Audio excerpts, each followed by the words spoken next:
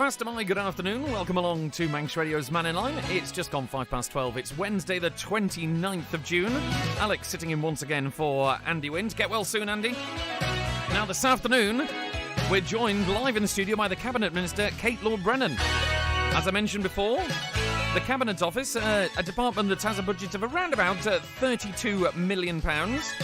It's got a huge number of responsibilities that we're going to be talking about over the next hour. And also, as MHK for Peel and Glen Faber, she topped the poll at the 2021 general election. So, how do you think she's getting on as your MHK or Minister for the Cabinet Office? We'd like to ring in with your questions, 66 13 68. Minister, good afternoon. Good afternoon, Alex. Welcome to the programme. It's lovely to have you on. Thank you. It's good to be here. Now, let's talk about the Cabinet Office role to start with. Mm-hmm. The Cabinet Office itself, what does it do? What's it for? Well, Cabinet Office is really, it's at the heart of government in terms of the central functions of government service delivery. It's got everything in there from OHR, external relations, Crown and elections, planning policy, GTS is in there too, immigration.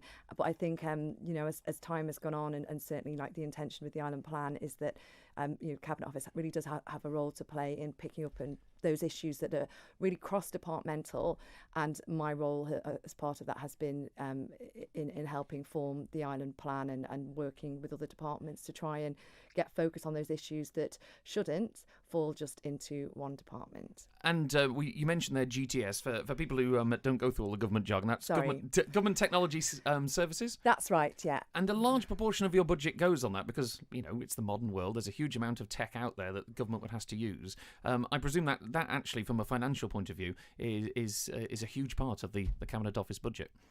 Yes, and I think that there is, that there's some further clarification on matters to do with the future of government technology services in a new digital strategy that will be coming to July, Tynwald. So I think there's a recognition that actually there needs to be more understanding, more challenge, and oversight over these areas too. So that will be coming forward for debate in July, Tynwald. Excellent. Well, we've got our first caller on the line. If you want to pop your headphones on, if you do want to speak to the Minister this afternoon, please do give us a call, 66 13 68. Callum is on line one. Callum, you're live with the Minister. Good afternoon. Afternoon. Hi, I'd just like to ask about the rise number in COVID around the islands, you get me?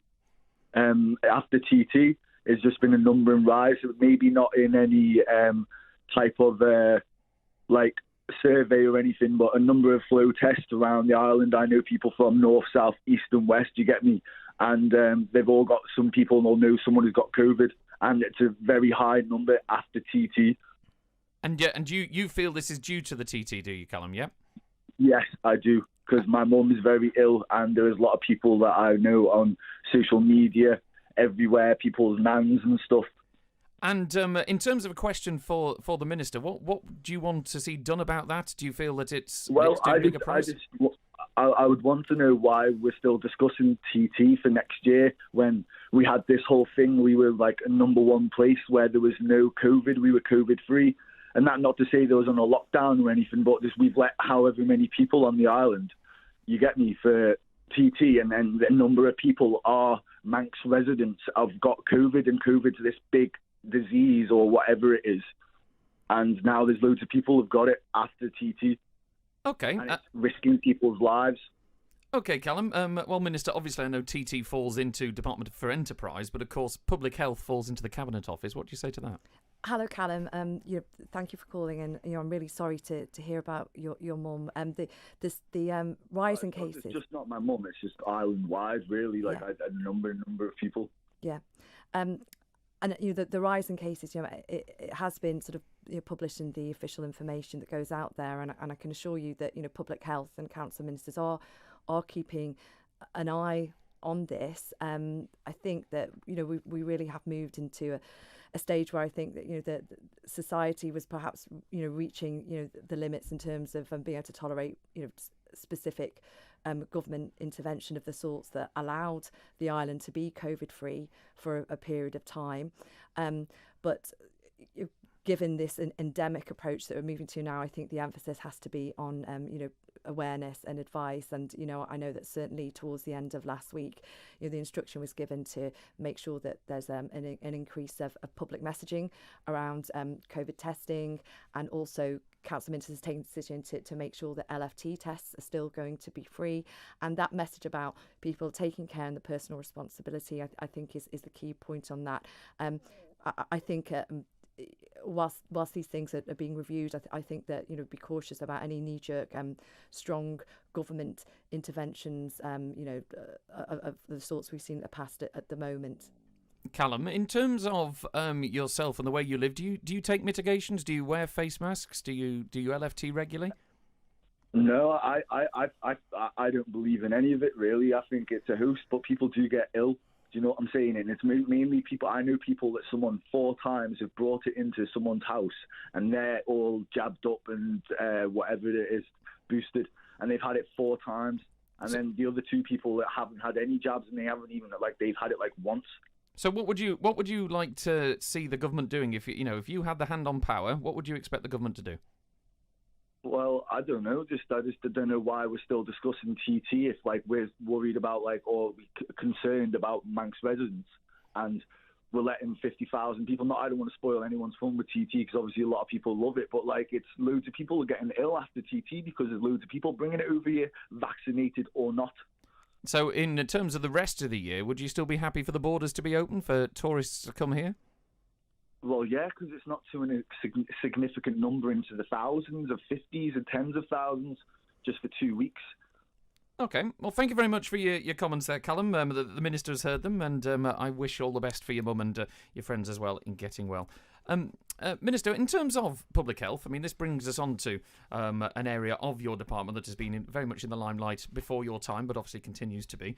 I was noticing on Twitter there's people been asking questions about advice when it comes to COVID infections and things like this. And your Council Minister colleague, Laurie Hooper, said, unfortunately, not my department. It sits with Cabinet Office. I will flag this to them. Doesn't Comyn have a clear policy on COVID advice? That if 9 ministers don't know what each other are saying or doing, how can the rest of the island be expected to follow that line? I think probably Minister Hooper was probably seeking to emphasise that distinction between DHSC and his ministerial role there, and the fact that public health sits outside of DHSC. But isn't that something that effectively, that's a bit like they have the Westminster bubble over there? It's great, the Tynwald bubble. For people like Callum or people in the general public, they don't care where it sits. Surely Absolutely. There should be a standard line that every member of Comyn should be able to roll out. Well, I can tell you that public health is there to provide advice at a sort of population health level, and certainly when it comes to making decisions around response to COVID, Council of Ministers as a collective hears that advice, takes that advice, and has to consider it in the round, along with other factors that are really important to society.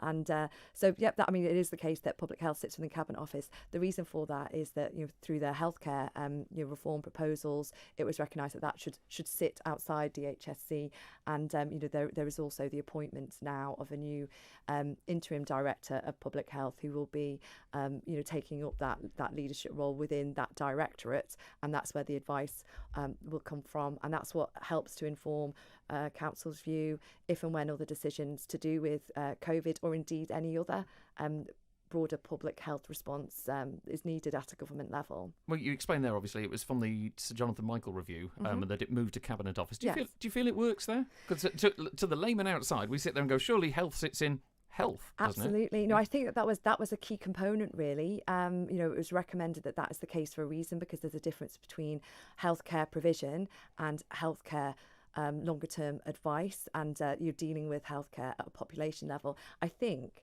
that really, because the transfer of public health to effectively Cabinet Office as a sponsoring department took place right at that stage, really, at the point when everything was starting to happen with COVID in the early stages. So what we've not yet seen is public health being able to kind of get perhaps as much traction as it would have done to focus on other things. So that should be long-term population health, advice on that, and sort of research and data to inform all manner of things to do with keeping us healthy in the longer term, but also to inform health policy on that matter. You mentioned there, obviously, a new interim Director of Public Health has been appointed. Is he based on the Isle of Man?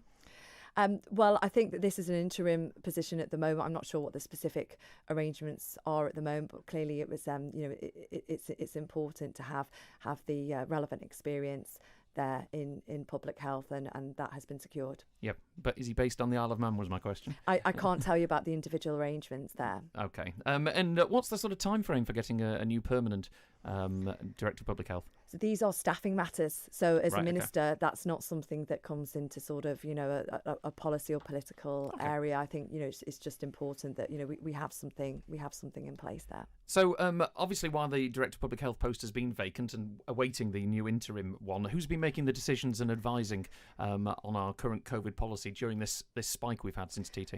Well, the health reports, the reports that go out to do with COVID levels are routine. So they have been published. I think the last one was only published, last week. So I think that the stage we're at now, it's quite clear. People can see the spike in cases. I don't think we're at a stage at the moment where we are making fast decisions, knee-jerk reactions to something which actually sort of might be expected. As we've heard, we've had all kinds of events. TT has happened. There's all kinds of respiratory infections going around at the moment. That's why the public health messaging is about good hygiene and sort of responsible behaviour. If you feel sick, consider whether you should be going into work or who you're being around. And now, of course, that we've got the new appointment is in place. That's in place now. So anything that needs to be called upon can be called upon. But in terms of advising Komen, you mentioned there, obviously, the Director of Public Health has been advising Komen. Has there been a vacuum then during this spike whilst we waited for the intermediate? Who's been advising Komen on policy so you can make informed decisions? No, I don't think there has been a vacuum. Clearly the information is out there and published through the regular health surveillance reports, but effectively the policy on this at the moment has been set by government as being outlined in the endemic approach to COVID, which recognises that every so often you will have an increase in cases, but is very much putting the emphasis on personal responsibility and awareness rather than significant strong government intervention which has had to be legislated before in the past. It's pretty major stuff. So I think unless something like that is under consideration imminently, I feel completely at ease with the fact of where we've been over the past week or so, and council will keep it under review and will be in a position to be well advised if we do need to take any decisions. But in the meantime, that that awareness that actually there is an increase in cases, consider how that is affecting you in terms of decisions. You can take the LFTs, they remain free, so that all still stands. Okay, if you want to speak to the Minister, I'm sure we'll return to the topic of public health, bearing in mind COVID at some point. 66 13 68. David Quirk's on the line. David, pull up a usual chair. You're on live with the Minister. Yeah, it's a comfy one as well. Alex, and to Kate Lord-Brennan there. We have 42 million in a fund. Does that actually exist? And before you answer, I'll just supplement that is, and the Minister for DEFRA recently, twice now, has said everybody has got to get away from gas boilers, oil boilers, solar fuel, and probably electric. So what is the policy from the Council of Ministers to support the community to put these green initiatives to work? Because I don't know if the Minister's got the power. Human rights say, if you put an application in and you put it for a new house and you want to put a boiler in of your choice, doesn't that affect her or anybody's human rights to say what they can actually do to their own property? Minister. Hello, David. I'm happy to try and answer that. First of all, I'll say that there has been a lot of sort of back and forth on further development of climate change plans. With a future one coming to Tynwald in July, and part of the reason for these consideration has been because absolutely it needs to be understood what the impact is on the public, what the expectation is, and also realistically where the funding for this is going to come from. I think that the Claire Barber, the Minister for DEFRA, had indicated that there would be an appropriate time soon to look at the date at which fossil fuel boilers are effectively disallowed for new developments. Now, currently in the Climate Change Act, there is a date in there for that. Off the top of my head, I think it's 2025, where they would be prohibited for new developments. Now, I think the point is that we know this is going to cost a lot of money. Where there are new developments, do you want a situation where over the long term, you're making it much more expensive for people to have to retrofit, go back and fit those where they're in new houses? I think in other places, your people have cited Scotland as an example to me. In new developments, they don't allow fossil fuel boilers. I need to sort of check this, but there's examples of other places where in new developments, they say, no, we're not going to have fossil fuel boilers, but actually then that makes developers put in, other sorts of, whether it's solar panels or air source heat pumps. So straight away then that becomes something that happens at a development level, a development control level, and then rather than the owners in the future having to retrofit that. So I think that's what she was talking about, and I think that's the sort of thing that Council and Tynwald will need to consider. Maybe have a different view. What Miss or the Minister for Deaf has said, she was quite dictatorial as the way I looked at it, to saying, you will do that. And where's the discussion with, like you say, the public? Where's our input? Where's the input from the industry itself to say, we can actually do this? Or is the government saying, you're going to have to go electric? Which I think in the future we're going to go electric. When you get all the infrastructure ready, we'll probably go down the road of electric heating, electric water heating, all that sort of stuff. But we need to steer, and that's the thing I'm not getting from you. When you say July is going to be a decision, how much debate have we had in public? Not a lot. I'll leave it at that. No, I get your point, Dave. So this is the thing. So that actually needs to be more clarity over plans that are, that council feel comfortable with in order to put them forward for that, exactly that, for that debate, that engagement, that transparency. I think that the climate change team in itself is undergoing a bit of a shake-up. That was set in place a couple of years ago, maybe 2-3 years ago. I think now we need to get to specific things that the public and business can directly engage with, so we know what is coming and know what the expectation is, because so that different parts of the island can adjust to that, because it can't, as you've said, just be left with government, and it can't just be something which is sort of imposed and that's it. So I think with any future plans that will provide, I hope, a lot more clarity over this. OK, David, thank you very much for your call this afternoon. You'll be glad to know that we're looking at having the deaf minister on the Mannin Line in a few weeks' time, so you can write some more questions up for her then. Good.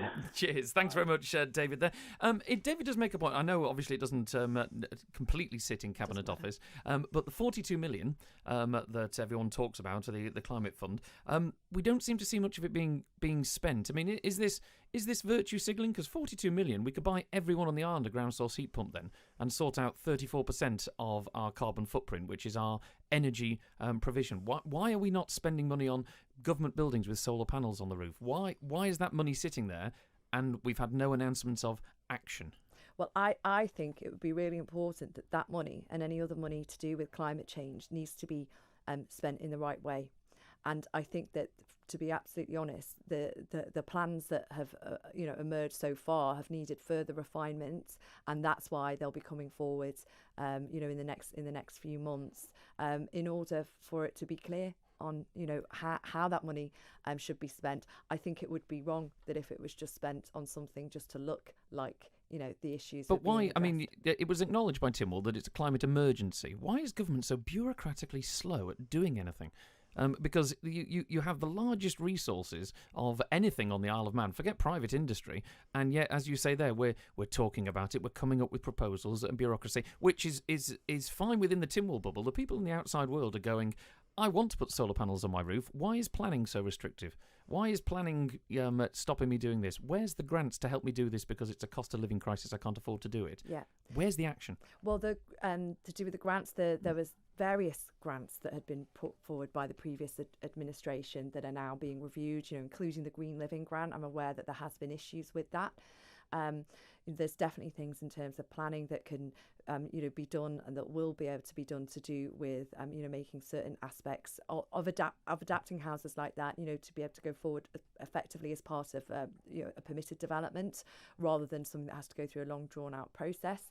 But to get to the point about where is the action, there are major things that government has to address, big questions, big things that the public need to know about how we're going to deal with energy, how we're going to deal with insulation, where funding will be applied. Those are the key questions that government needs to answer, and much better that those things come forward with some specifics around so they can be understood, rather than just put something out there to start with. I think the other thing is that effectively these matters have really been left for this administration, and so therefore you will have ministers taking a look to see about how things are working. Is it the right format? Is it developing the right plans and the policies? And that's the sort of critical challenge that's been going on, and I think that's really important and right. Previous to this, we've had declarations of emergency, climate change legislation. That sort of stuff in itself does not necessarily mean action. So now this Council of Ministers is having to look at specifics and challenge perhaps on some of the other areas that have been previously put forward. So we're going to see action in the short term. We'll need to, and that's why I think Mrs. Barber was indicating something. What we need to get to is key specific changes that will make a significant difference to how this island can be adapted for the future. I think we will hear those and see more of that from July, Tynwald. And we're going to hear, as David pointed out there, it's not going to be dictatorial from the top, the government saying, you will do this. It's more of a case of actually bringing the public with us, because we've had people on the Mannin Line before saying that we need to do this. We need to do this for the environment. We need to do this. I don't think people, the majority of people, disagree that they want to improve the environment, cut down pollution and live more greener lives, but it's the fact that day to day they cannot afford it. And when government turns around and says, you're not having your oil boiler anymore, for example, and you turn around and go, where am I getting the money? Where am I going to actually change my lifestyle when I can't feed my kids this evening? Absolutely. These are the sorts of things that need to be considered, and I don't think it's helpful to have a sort of dictatorial approach, but I think that there are distinctions in this.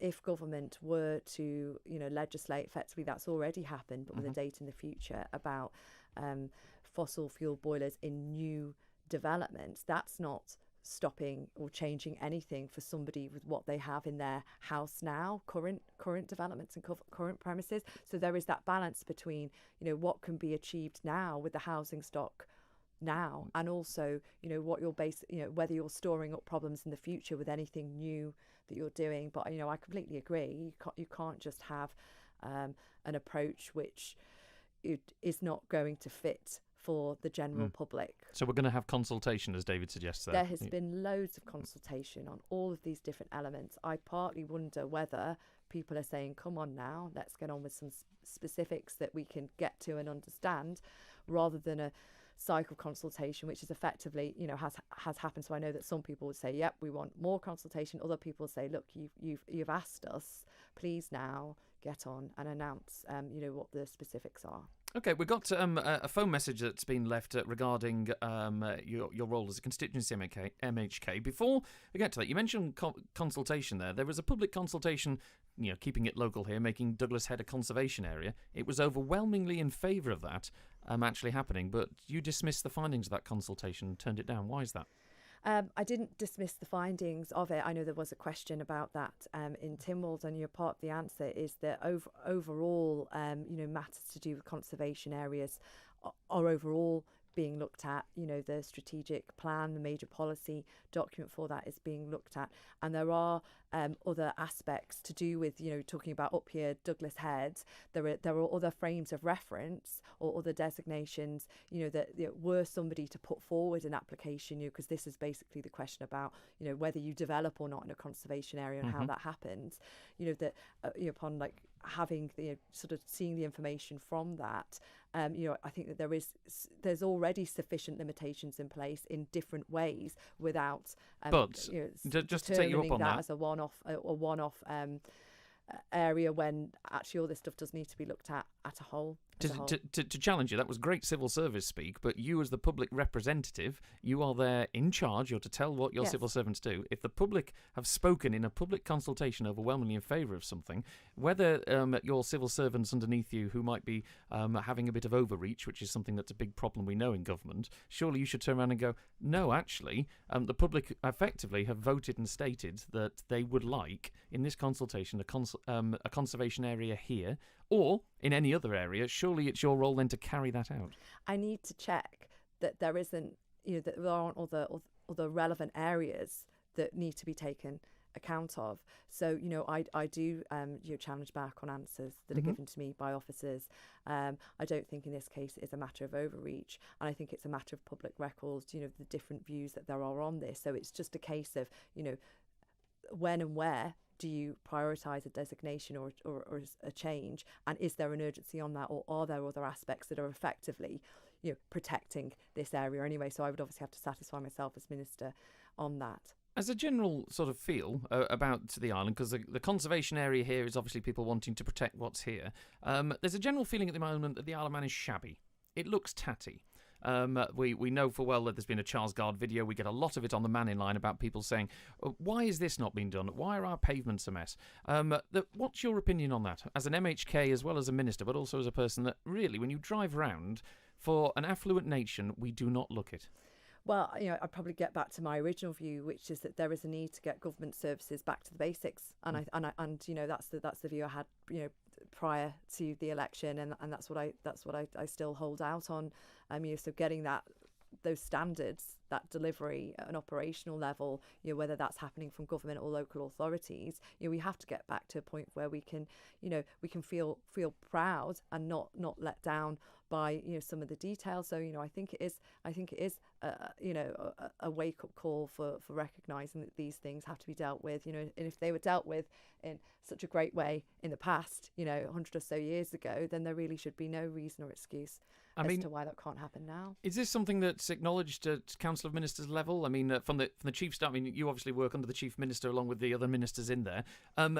Is this something that's acknowledged, that we want to actually improve the aesthetics of our island? It's acknowledged in the island plan, in an express way, and so that really, what needs to happen is that the functions of government and government delivery need to get, behind that to meet that political aspiration, and I think the demand from the public too. So I absolutely believe in that.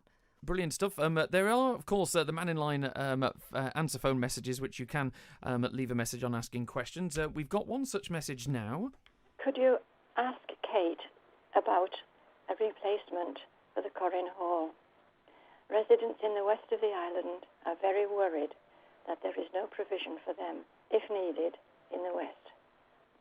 Kate, with MHK for Peel, appeared to be concerned before the election last year about the situation and had quite a lot to say about it. Can she tell us what she has done about that situation now, as it seems to have gone very quiet? And if she's managed to do nothing, why not? There's a question for you. Corrin Home in Peel. This is obviously you as a constituency, MHK, for Peel and Glen Faber. So what was it, a case of before the election just talking the talk and not walking the walk, or has there been progress? No, not at all. It's absolutely not that. There is clearly a need for residential care provision in the west of the island. There's clearly a need for investment in that. I didn't, sort of catch the lady's name on that message, but, I'm happy to answer and glad for her call.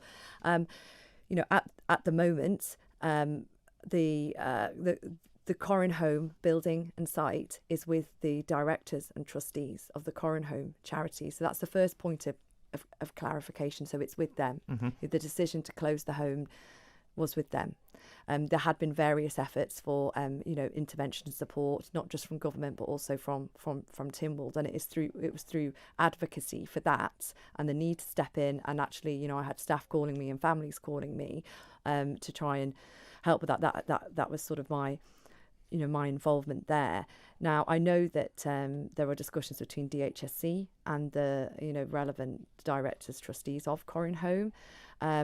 I haven't been privy to those, which is unfortunate. I also think that there is concern in the community because people would naturally be minded to ask government or me as an MHK as to what is happening with that. The fact is, it is currently with the matter is currently with the charities. What influence do you have, though? Because obviously, in the run up to the election, people, this was a topic that was discussed by you and other candidates. So people expect that in an election campaign, when you've talked about stuff, they give you their vote. Is that actually when you're in there, you will have influence or power or a way to actually sort the problem out. So what influence do you have in that? Well, I think if I could say to you that the only reason why there are discussions now still ongoing with the DHSC and the Corin trustees and directors side of things is because of the urgent motion that I put to Tynwald in the first place, that was amended by the then Health Minister. That's why those discussions are going on now.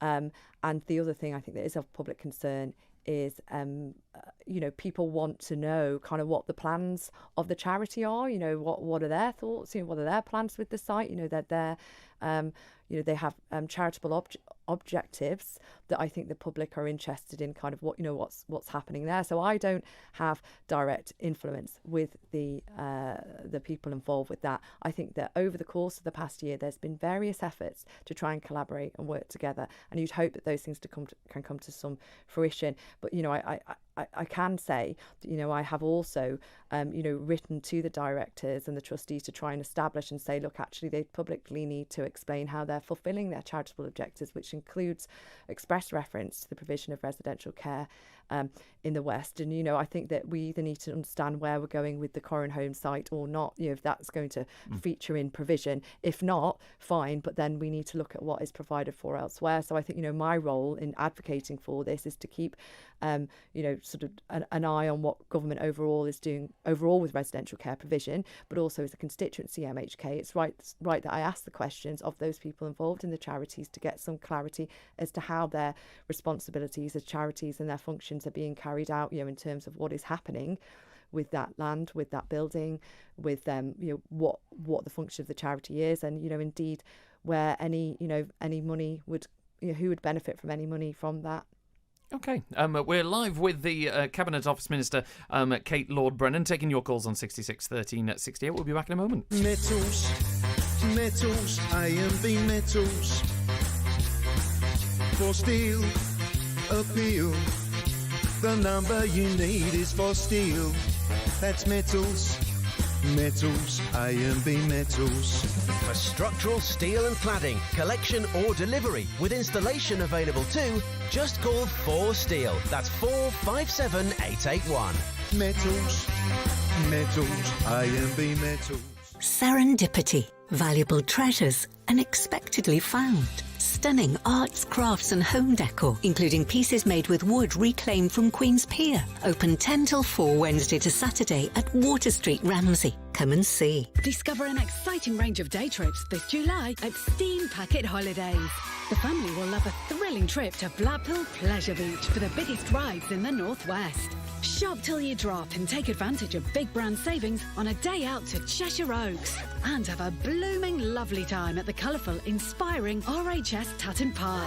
All Steam Packet excursions include ferry travel, transfers and admission where stated. Find a great day out for everyone at steampacketholidays.com. Office World at Spring Valley, the island's largest one-stop stationery shop, including an unrivaled selection of whiteboards, cork and novelty notice boards for home or office, and a full range of really useful storage boxes, including the latest neon colour collections. At Office World, we have thousands of your favourite stationery items, including the largest selection of printer inks in stock on island. Office World at Spring Valley. See Facebook for our latest offers. Office World!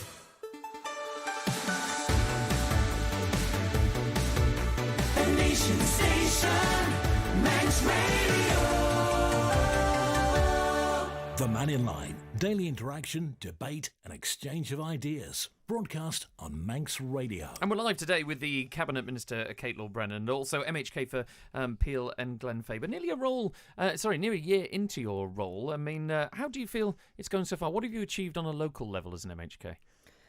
Well, I really enjoy that aspect of being a constituency MHK, and whether it is just trying to sort of help people or advise people on an individual level, that that is a great part of the job, or advocating for them and representing, the interest there. Of course, like Peel in particular has got some, major, outstanding infrastructure matters. So, you've just got to keep kind of pushing for the right outcomes and progress on that. In terms of achievements, though, what do you feel that you're either achieved in the last, where are we on now, about 10 months, or you're looking to achieve in the future? Because obviously there's a lot of change. Peel is one of the areas that has, I know this is Peel and Glenfaber, but Peel especially is one of the areas that's been having massive growth in recent years. What sort of achievements are you looking to achieve as yourself as an MHK in your term? Well, I think, we need to get the major infrastructure matters dealt with. I think that, I'm interested that in any sort of future, plans for the town, that they meet, the hopes and aspirations of people in terms of,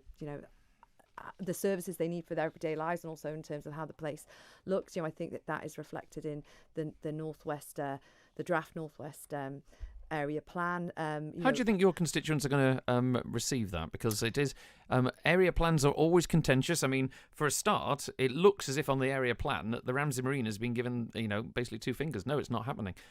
What's your view on it as an MHK and as someone from out west? Well, one of the things that I have said about right from the start about the Northwest Area Plan, and in fact, this matter's effectively been delegated to Mrs. Kelsey MLC, but I'd said clearly the public needs a way to engage with this. So so I said that actually there needs to be a community guide. People need to find a way to engage with and inform the next steps of this plan. So that's something that I'm glad has been seen through, that had come from my request, so different parts of the community can. What's your view on planning, though? Because planning, if you speak to people, it seems to be so tied up in knots now, so restrictive. There's so many things you have to go to. You have to check whether there's not a frog living under your pavement and things like this. And it favours the big developers who've got the money to do these thousands of reports, and it ties in knots the person who wants to build a conservatory on their house, or maybe build an extension. And then we're looking at this north and west area plan, as it were, that it seems to be tying more red tape and bureaucracy. And you mentioned there 100 years ago, this island, all the beautiful things we've seen on this island were built without all that bureaucracy. The things we value was built without loads of civil servants tying everyone in knots. I think that's a really, really interesting point. So I'd probably just first of all say that there's a distinction between planning policy and the Northwest Area Plan, which would seek to basically replace a lot of the really old individual local plans that are maybe from the 80s and things like that. Now, the point about the planning process, the planning application process, that's not something that goes in Cabinet Office, but I do recognise there are public concerns about how that process happens, and there's a need to improve that. And I can tell you that in July, Tynwald, all being well, there will be proposals that have been brought forward and developed from Cabinet Office in terms of built environment reform that focus on making the processes around such applications a lot easier. I think people feel like they're passed from pillar to post. There's a lot of the things that you mentioned of hoops to jump through, and actually we need to get to the point where process is not hindering the benefit, but the right things are taken account of in an appropriate way. So I have actually been involved with that, and there will be announcements in July, Tynwald, on those sorts of things. We'll go back to the phone lines now. Sharon is on the line. Good afternoon, Sharon. You're live with the Minister. Hi, Pat. How are you? It's now 1:15. And that lady came on the phone and she was asked 3 questions, and she answered them with questions, and I think she hasn't answered one question directly since she's come on your show. In regards of public health, and the Minister, he's the exact same. His answer to everything is ask Manx Care. Now, she's a minister. She's been paid to do things, not to think. So if you're putting people like that on your show, shouldn't they be coming on with answers and not excuses like we've just had to listen to for the last 45 minutes? Basically listen to a load of rubbish. So Sharon, if I'm giving you the opportunity now, the Minister is listening. What's the question you would like her to answer? The question is there to come on to answer questions that the public put forward, not to think or guess or answer from pieces of paper. That's basically what's going on. Okay, have you got a specific you'd like her to answer? Well, my specific basically goes straight to Manx Care and the public health. Larry Hooper is a total disgrace. because his answer to everything that's asked of him is ask Manx Care. I'm happy to answer that's all any you get. specific That's all you get. Now, you know, like in fairness, girl, you've been there and you've not answered one question directly.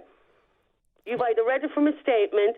If I think you're not in the government to think you're there to do a job, and you should be doing it, not thinking about it. And that lady was right by saying when that care home, you were all talk before you got in, now you're in, and you're putting it back to the charities. No. You're there to do something about it. I hope I brought some clarity. Well, by that lady, you haven't. Well, I've answered in terms of you know what I've done and what I'm pushing on. You've done nothing, love. You've done nothing. You've got into your seat now, and everything you're reading out is. I think it's in discussion, and as that boy just said, all that money is there, and nothing's been done with it. So Sharon, in terms of in terms of there's lots of things there to unwind. In terms of politicians, when we put them in place, obviously they're there to do a job. When it comes to the specifics, you're saying things like Manx Care has been I'm trying to put words in your mouth here, so either agree or disagree with me. Do you feel it's been a delegation? It's almost they've shifted responsibility to a non-accountable entity. Oh, of course, he shouldn't be in that job at all. He knows nothing about healthcare. That man was put into a public health department, and we pay him. I asked for a meeting with him, and he refused to see me. Manx Care. That's his answer to everything, Manx Care. He knows every number going, every number he can tell you, but he knows nothing. He's an accountant by trade. Okay. His service he's doing here isn't even his main job. He's got a main job outside working here. Okay, Sharon. Well, let's follow up on Sharon's points there. Thank you very much, Sharon. And there's obviously there's a massive deal of frustration there with Sharon. In terms of, let's talk communications then, because the one thing we experience here at Manx Radio is something similar, which is that if you want anything about what's happening in health services, which are publicly funded, they should be publicly accountable. Go and ask Manx Care. Don't go to the minister. Obviously, the communications team, the government communications team, it's part of the Cabinet Office. It falls under your responsibility. Do you think that the Cabinet Office has a duty to communicate with the media and the public? Because there was an example of a lady who obviously feels she's not been communicated with. I probably would just come back to Sharon's, point. I can just say, I'm not sat here reading off a script. I'm absolutely in earnest, continuing to, work for the things that I was championing before through my election campaign. And I think that it is, right to bring some clarity on matters. It's easy to say that is something, that one individual person can solve. It's absolutely not that straightforward with the Corrin home, which is why I've explained why I'm also, questioning, what is happening there. So I would just make that point. I'm not sitting here reading out something that officers have given me. That's not how I handle things. I think that, ministers and politicians absolutely are there to think and challenge and ensure delivery too. As to the communications function within Cabinet Office, I think that there is a distinction between the communications that Manx Care are putting out versus central government. What I will say though is that we've been going through this healthcare transformation process.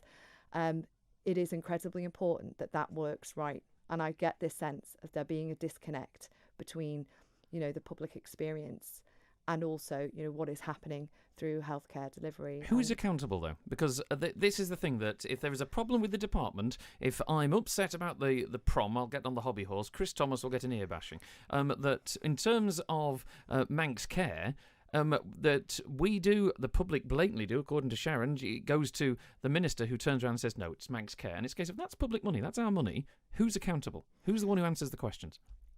Well, questions about health obviously do go to the DHSC minister. DHSC policy and strategy is supposed to, sort of healthcare policy and strategy is supposed to sit with DHSC. Delivery of healthcare is supposed to sit with Manx Care. I'm not going to sort of start answering on behalf of other ministers here, but I just would take the point, we can hear that there's frustrations. Council can hear that there's frustrations. I think it's important that healthcare transformation, anything else that happens to get over this disconnect happens properly, and I will maintain that interest, but I'm not going to sort of, It's really genuinely not my place to comment in terms of Manx care. I'm far too set back from that. In terms, though, let's get back to my question about government communications, because do you believe, obviously, that government has and Cabinet has a responsibility to be transparent? I mean, it was mentioned in the Chief Minister's manifesto 5 times that, because in terms of our experience here, the comms team sits under you, but we've been told repeatedly by a civil servant in your department that we should not put in FOI requests for ministers off-island travel costs, as an example. Now, surely this is stuff that the communications team in your department should be trying to be as transparent as possible. Is it a case that communications is there almost as a spin department to try and stop bad news getting out? No, I absolutely don't think that's the case. I think that ministers off-island travel expenses are they're routinely published. So only since we've actually started putting in FOI requests, they were being routinely published. But it's one of a million examples. I'm saying that for the amount of money that's spent on communications from government within your department, is the department about trying to engage the public, something David Quirk mentioned, or is it about trying to not let bad news out, with examples of, say, the Ransom Tribunal and things like that? No, that's not something that is responded to by Cabinet Office Communications, which is effectively there to sort of prepare the news releases as relates to individual departments' activities. I think things can always be improved with communications. It is something there that is on my list to look at how that particular element, which is largely operational rather than political. It's not something that has a policy area, particularly attached in that way. It's something that is a government function, but it is on my list to have a look at how things like that might be improved. I think there has already been some changes in that regard. I mean, in terms of, you mentioned changes there, do we have, because of course when it comes to the Ransom Tribunal, I know we can't go into details, but the Cabinet Office, like many other areas, didn't come off completely unscathed. Are there now procedures in place to ensure that when it comes to the flow of information and the communications, that it is transparent, it is going to be not challenged if there is truthful fact out there? I'm not particularly sure what element you're referring to there, but I know that straight away when Tim Walton government has had to respond to the findings there, which are very, very concerning. That is why that there is now an OHR, Office of Human Resources review underway. There's the development of a concerns at work service. There's obviously been major issues drawn out in terms of public service culture and the need to improve all of that. So those things, they've spotlighted specific areas of concern that straight away there's been a commitment to action on, and I can assure you and the public that those things are already underway. We know that there needs to be better governance in departments, and I think that these things are things that happened in the previous administration. What I would say is that this current Council of Ministers is absolutely taking all of these things very, very seriously, which is why we've seen the reforming announcements that we've seen. And indeed, if there is anything specific that people wish to raise with me about concerns about communications, people can let me know that directly. OK, we're live with the Cabinet Office Minister, Kate Lord-Brennan. Any call, 66 13 68. There's only one name you need when it comes to scrap. Castaigne Scrap Metal. Castaigne will scrap all metal and they're licensed to scrap all batteries, including dry cell and lead acid batteries. To get the best prices of copper, lead, aluminium, catalytic converters, brass and mower, remember one name, Castaigne Scrap Metal. Castaigne Scrap Metal. Remember one number, 801-337. 801-337. Castaigne Scrap Metal. The Mike's Motors summer sale is now on. We're number one. We're family run. Mike's Motors. Mike's Motors. Don't miss the Mike's Motors huge summer sale event. Save on cars, save on commercials, save on campers and motorhomes too. But be quick, at these prices, once they're gone, they're gone. Don't miss out. Click mikesmotors.im. Call 823-200. Mike's Motors. That's 823-200. One Manx radio presenter Chris Williams brings you Elvis Presley Jailhouse Rock on board the dining car on Saturday the 16th of July. Dress up Elvis style and enjoy a 3-course meal alongside a Memphis celebration of Elvis Presley's greatest hits as we shake, rattle and roll. Tickets £49 per person, including food. Visit rail.im or book now on 697 457. Elvis Presley Jailhouse Rock in association with your nation station, Manx Radio. If your business buys professional indemnity or directors' and officers' liability insurance, you'll be well aware that premiums are rising and cover is being reduced. Aon can talk you through the different exclusions to help you get the best deal. We're one of the largest international insurance specialists and we're here to help. Call 692 400. Aon Isle of Man Limited is registered with the Isle of Man Financial Services Authority as an insurance intermediary in respect of general business. We're live on the Mannin Line. A few minutes left to go, and we've got Paul on line one. Paul, you're live with the Minister. Good afternoon. Just on the 42 million emergency fund for energy. Mm-hmm. People talk about air source heat pumps as though it's all brand new. Government have got an estate of houses up in the north of the island that run on air source heat pumps. Government have also got solar thermal panels on Janet's Corner. They've also built 2 passive houses at Janet's Corner that don't have any carbon fuel heating. It's all electric, mechanical ventilation with heat recovery and all that good stuff. We're a bit short of time, Paul. Have you got a question for the Minister out of those examples? Well, the 42 million, when are they going to start looking at what they've already done and doing it better, and the building side of things, building regulations? Why don't we just say we're going to build all our new houses are going to be passive on the island, whether it's private sector or public sector? There we go, passive houses. Minister. Paul, thanks very much. I think that is a really good point. There are examples out there that are working, and you're talking really about getting down to the practicalities. I think that's exactly what government needs to look at. So those things are being looked at, and I think that it's matters like that. It's how it's going to sort of affect people in their everyday lives, and also what we're kind of building out in the future.